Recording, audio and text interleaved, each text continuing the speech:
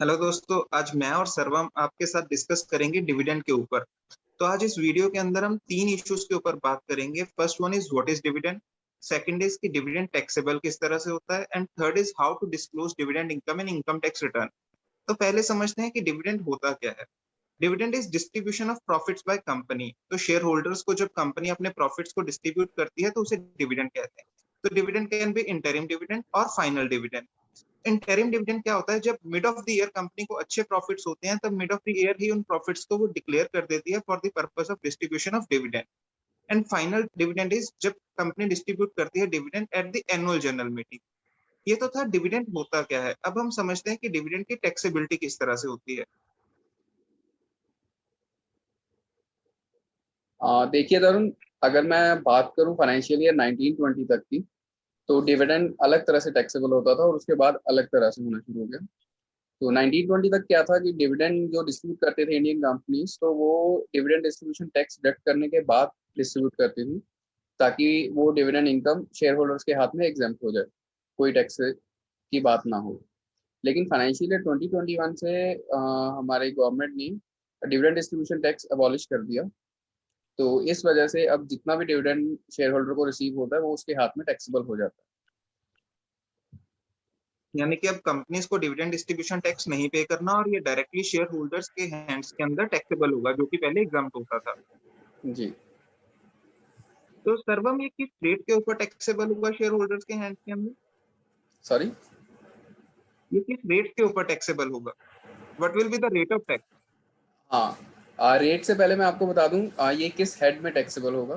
तो इसको हम इनकम फ्रॉम अदर सोर्सेस में लेके जाते हैं डिविडेंड इनकम को। और अगर रेट की बात करें तो ये डिपेंड करता है आपके इंडिविजुअल स्लैब रेट पे, कि आप पे कौन सा स्लैब रेट एप्लीकेबल है, उस पे ये आपका डिविडेंड इनकम टैक्सेबल होगी। तो ये चीज़ अब आपकी डिपेंड करती है, न्यू टैक्स रिजीम आपने ऑप्ट किया है या ओल्ड टैक्स रिजीम ऑप्ट किया है उस पर। और उसके बाद ये जो डिविडेंड इनकम है आपकी उसी अकॉर्डिंग टैक्सेबल हो जाएगी। तो डिविडेंड क्या ग्रॉस बेसिस के ऊपर टैक्सेबल होता है या इसके अगेंस्ट कोई एक्सपेंडिचर भी अलाउड होता जी, इसमें एक्सपेंडिचर आपको कोई भी अलाउड नहीं होगा इस इनकम के ऊपर। सिर्फ आपको एक इंटरेस्ट का एक्सपेंडिचर अलाउ होगा, वो भी maximum 20% of the dividend income. इसके अलावा कोई भी आपने एक्सपेंस किया डिविडेंड इनकम कमाने के लिए, वो आपको अलाउ नहीं होगा इसमें। तो आई थिंक इसमें तीन चीज निकल के आ रही हैं कि फर्स्ट वन इसकी जो डिविडेंड टैक्सेबल होगा that will be taxable as other sources, यानी कि अदर सोर्सेज हेड के अंदर वो टैक्सेबल होगा। सेकंड इज इसके अगेंस्ट कोई एक्सपेंडिचर अलाउड नहीं होगा एक्सेप्ट द इंटरेस्ट एक्सपेंडिचर, वो भी up to the 20% of dividend income. And third is जो ये टैक्सेबल होगा that will be taxable at slab rates, जो इंडिविजुअल के स्लैब रेट्स होंगे उसके ऊपर ये टैक्सेबल होगा। तो क्या कंपनीज को इसके ऊपर कुछ टीडीएस भी डिडक्ट करना है? जी हाँ, इसमें अगर आपको कंपनी डिविडेंड पे कर रही है पूरे साल में 5,000 से ज़्यादा, तो ये कंपनी की लाइबिलिटी है कि उनको 10% टीडीएस डिडक्ट करके ही आपको डिविडेंड देना होगा। और इस टीडीएस का अपने इनकम टैक्स रिटर्न के अंदर आई थिंक जो शेयर होल्डर है वो क्रेडिट ले सकते हैं, वो टैक्स जी लाइबिलिटी से कम हो जाएगा। जी बिल्कुल, वो आपकी नॉर्मल टीडीएस प्रोविजन जैसे रिफंड हम क्लेम करते हैं टीडीएस का, वैसे ही एप्लीकेबल होगी।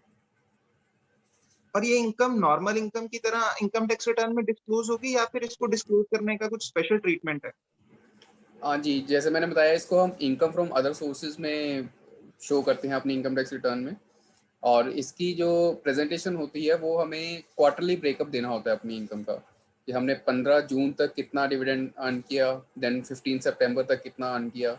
तो ऐसे ऐसे हर क्वार्टर का ब्रेकअप हमें अपनी इनकम टैक्स रिटर्न में देना होता है।